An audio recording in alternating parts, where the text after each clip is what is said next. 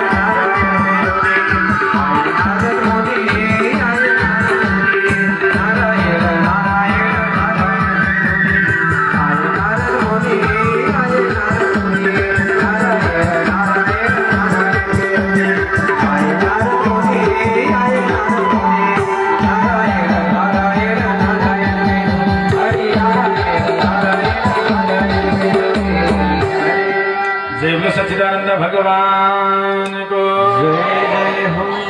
जब नारद मुनिले आज बालक ध्रुवलाई देख्नुभयो, बालक ध्रुवलाई देख्दा साथ मनै मन विचार गर्नुभयो, हो यो क्षत्रिय बालकको मति, यो क्षत्रिय बालकको बुद्धि। अहो तेज क्षत्रियाणाम मानभङ्गममृष्यताम् बालो पेयं मृदा धत्ते यत्समातुरवदवचः। नारदले विचार गर्नुभयो, आज एउटा सौतेनी आमाले कठोर वचनले गाली गरिन् भन्दैमा आज एउटी जन्मदिनी आमालाई पनि परित्याग गरेर यो बालक जङ्गलमा आइरहेको छ। मनै मन विचार गर्नुभयो। अनि 5 वर्षको बालक ध्रुवले नारदजीलाई देखिसकेपछि गएर चरणमा नमन गरिहाल्नुभयो, प्रणाम गर्नुभयो। आज नारदजीले बुझ्नुभयो यो बच्चा संस्कारी रहेछ, किनभने आमा संस्कारी हुनुहुन्थ्यो। आमाले मठ मन्दिरमा जाँदा लिएर जाने, देवताहरूलाई प्रणाम गर्न पर्छ बाबु भनेर हराउने, सन्त गुरुहरूलाई देख्यो भने बाबु नमन गर, प्रणाम गर, नारायण भन भनेर भन्न लगाउने एउटा आमाको संस्कार भएको कारणले गर्दा त्यो संस्कार सन्तानमा सरेको थियो। त्यही भएर आमाले सिकाएको ज्ञान उसले भुल्न सकेन, गुरुका चरणमा गएर नमन गर्यो, प्रणाम गर्यो। अनि नारदजीले मनै मन विचार गर्नुभयो बच्चा संस्कारी रहेछ। अनि अब परीक्षा त लिन पर्यो, कतै यो त्यत्तिकै वैराग्य आएर हिँडेको त होइन भन्ने खालको भावना भयो।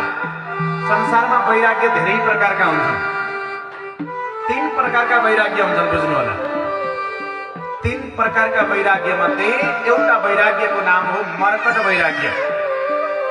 मर्कट भनेको बाँदर हो, है बाँदरको जस्तो वैराग्य कि। अब यो बाँदरको जस्तो वैराग्य धेरै जसो बुढाबुढीलाई आउँछ अरे फेरि, बुझ्नुहोस् है ध्यान दिएर। यो मर्कट वैराग्य धेरै जस्तो बुढाबुढीलाई आउँछ अरे। कसरी आउँदो रहेछ त भन्दा कुनै बेला घरमा बुहारीले चाय पकाएर खान दिएकी ससुरालाई, चाय पकाएर खान दिएकी ससुरालाई कुनै दिन बुहारीले चिनी हाल्न बोलेछन्। टन्न गुलियो खाने गरेको बानी ससुरा बुवाको, तर चिया पकाउने बेलामा चिनी राख्न भुलिछन् बुहारीले। बुबाले चिया खानुभयो, खल्लो भयो। अनि खल्लो हुँदा बित्तिकै मुखबाट जवाब आयो, मेरै छोरासँग आइस अनि मलाई खाने बेलामा चिनी पनि बार्छेस्, चिनी पनि नहालिकन मलाई खाना दिस। यस्तो घरमा बस्न भन्दा त जान्छु बरु त कालिका मन्दिरतिर जान्छु, त्यहीँ गएर मागी खान्छु, उतै बस्छु, वृन्दावनतिर जान्छु, हरिद्वारतिर जान्छु भनेर यस्तो वैराग्य आउँछ अरे बुहारीसँग रिसाएर सुटुक्कै निस्केर घरबाट हिँडिहाल्नुहुन्छ अरे। अनि बस पार्कमा गएर टिकट काट्न तयारी हुनुहुन्छ अरे। अनि टिकट काट्ने बेलामा चाहिँ घरमा भएको नातिको याद आउँछ अरे। ए त बुहारीले मलाई चिनी नदिएर के गर्छ, मलाई माया गर्ने त नाति छँदैछ नि भनेर नातिको मायाले फेरि फरक्कै फर्केर आउँछन् अरे कि। बुहारीलाई मन नपरेर फरक जाने अनि नातिको यादले फेरि फर्केर आउनेलाई मर्कट वैराग्य भनेर भन्छन्। मर्कट भनेको बाँदर हो, बाँदर एउटै डालीमा कहिले पनि बस्न सक्दैन, बुझ्नुभयो नि होइन। जय बोलो सच्चिदानन्द भगवानको जय हो। अर्को वैराग्य हुन्छ श्मशान वैराग्य। श्मशान वैराग्य भनेको कसैको मृत्यु हुन्छ, मृत्यु भएपछि सबै मलामा जान्छन्। मलामा गए जतिका व्यक्तित्वहरूलाई वैराग्य आउँछ, हो बिचरा हामी सँगसँगै पढेको, सँगसँगै खेलेको, सँगसँगै हिँडडुल गरेको, बिचरा मरेर गयो, एक दिन हामीलाई पनि मर्न पर्छ भन्ने वैराग्य आउँछ। अब त्यो वैराग्य कति बेलासम्म आउँछ त भन्दा जबसम्म त्यो चिता जलेर भस्म खरानी भएन तबसम्म वैराग्य आयो। अनि त्यहाँ जलाएर समापन गरेर घरमा फर्केर फेरि आफ्नो पारा सुरु भइहाल्यो। ए त्यो पो अल्पायु थियो मरेर गयो, म त अजम्बरी छु भन्न थालिहाल्छ। अनि आएको हुन्छ सच्चा वैरागी। सच्चा वैरागी भनेको कसैसँग झगडा गरेर होइन, कसैसँग विवाद भएर होइन, कसैसँग नराम्रो अपमानित भएर होइन, घरबाट पनि सर सल्लाह लिन्छ, श्रीमतीसँग सल्लाह लिन्छ, छोराछोरीसँग सल्लाह लिन्छ, सबैको राय सल्लाहले ल अब म चाहिँ जङ्गलमा जान्छु अथवा वृद्धाश्रममा गएर म उतै बस्छु, तिमीहरूले आफ्नो खुसी गर भनेर सर सल्लाहको साथमा घरबाट विदाई भएर कुनै तीर्थमा जान्छ भने त्यसलाई सच्चा वैरागी भनेर भनिन्छ। जय बोलो सच्चिदानन्द भगवानको जय जय हो। त्यही भएर नारदजीले भक्तलाई ध्रुवलाई परीक्षा लिन खोज्नुभयो। अब यसको वैराग्य कस्तो हो, सौतेनी आमाले गाली गरेको कारणले गर्दा भागेर हिँडेको त होइन भनेर जब परीक्षा लिन खोज्नुभयो अनि त्यो परीक्षामा भन्नुहुन्छ बाबु तिमी कहाँ हिँडेको भनेर सोध्नुभयो। बालक ध्रुवले भन्नुहुन्छ नारदजी म त जङ्गलमा श्रीहरिलाई प्राप्ति गर्न हिँडेको हो। नारदजीले भन्नुभयो बाबु जङ्गलमा भगवान होइन, जङ्गलमा त बाघ भालु हुन्छन्, जङ्गलमा त बाघ भालु हुन्छन् बाबु, बाघ भालुले आक्रमण गर्छन्, तिमी घरमा जाऊ। र पनि यो उमेर भनेको तिम्रो भगवत प्राप्ति गर्ने उमेर होइन। अलि उमेर गएपछि तिमी जङ्गलमा आउला। आज 5 वर्षको बच्चा जङ्गलमा आएका छौ। यो त तिम्रो खाने खेल्ने रमाइलो गर्ने उमेर हो बाबु। त्यही भएर घर फरक जङ्गलमा बाघ भालुहरूले आक्रमण गर्छन् भनेर भन्दाखेरि आज बालक ध्रुवले भन्नुभयो, हे नारदजी, हजुरले गरेका उपदेशहरू सबै सुन्न लायक छन्, पालन गर्न योग्य छन्। तर नारदजी, हजुरले भनेका अमृतमय ती कथाहरू मेरो हृदयमा टिक्न सकेको छैन, अडिन सकेको छैन। किनभने सुरुच्या दुर्वचो बाँडेर नभिन्ने श्रयते हृदय। मेरी सौतेनी आमाले भनेको वचनले गर्दा मेरो हृदय छिन्न भिन्न भएको छ, चाल्नु जस्तै भएको छ। अब कोही चाल्नु लगेर भैँसी दुहुन बस्छ भने दुध अडिन्छ र? अडिँदैन। त्यही भएर हजुरले दिएका ज्ञान पनि मेरो हृदयमा अडिन सकेका छैनन् नारदजी। त्यही भएर हजुरले मलाई भगवान श्री हरि प्राप्ति हुने उपाय बताउनुहुन्छ भने बताइदिनुहोस्, नभए हजुर पनि आफ्नो बाटो लाग्नुहोस्, म पनि आफ्नो बाटो जान्छु भनिसकेपछि नारदले भन्नुभयो, बाबुला ठिक छ, तिमी भगवत प्राप्ति गर्नको लागि आएका हौ भने जबसम्म गुरु बनाइँदैन तबसम्म भगवत प्राप्ति हुँदैन। गुरु बनाएका छौ, जबसम्म दीक्षा मन्त्र ग्रहण गरिँदैन, गायत्री मन्त्र सुनिँदैन, तबसम्म गरेका व्रतले फल दिँदैनन्। आमाहरू बुझ्नु होला, विवाह गरिसकेपछि गायत्री मन्त्र सुन्नुपर्छ होइन। छोरा मान्छेको व्रत बन्द भएपछि सुनिन्छ भने छोरी मान्छेहरूले जति बेला लगनको पोते लगाइन्छ नि, हो त्यो लगनको पोते नै नारीहरूको व्रत बन्द हो। लगनको पोते नलाउँदासम्म यदि नारीहरूको मृत्यु भएर गयो भने उनका 13 दिनका कर्म चल्दैनन्, पूर्ण रूपमा कर्म चल्दैनन्। तर विवाह गरिसकेपछि उनका पूर्ण रूपमा कर्म चल्छन्। किन त भन्दा त एक यो पवित्र संस्कार हो। जसरी छोरा मान्छेहरूले व्रतबन्ध गरिसकेपछि काँधामा राखेको जनै हटाउन हुँदैन, यस्तै प्रकारले विवाहिता नारीले गलामा पोते हटाउन हुँदैन।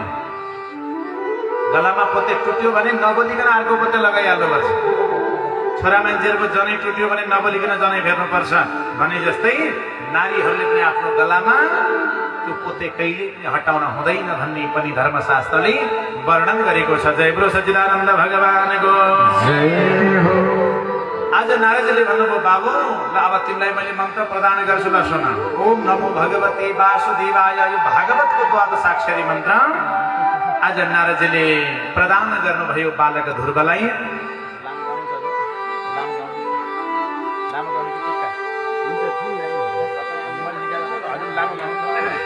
जय गुरु सच्चिदानन्द भगवानको। नारदले आज बालक ध्रुवलाई ओम नमो भगवते वासुदेवाय भनेर यो दिव्य मन्त्र प्रदान गर्नुभयो।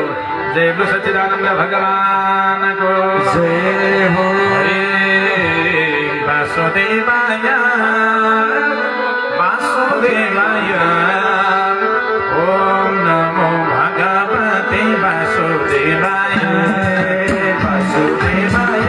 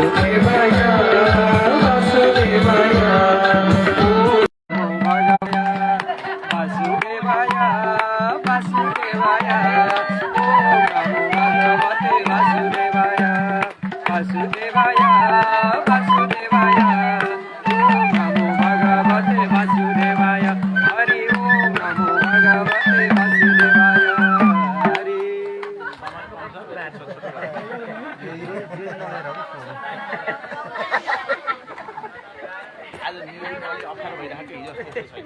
अर्कै म टर्मिन होइन।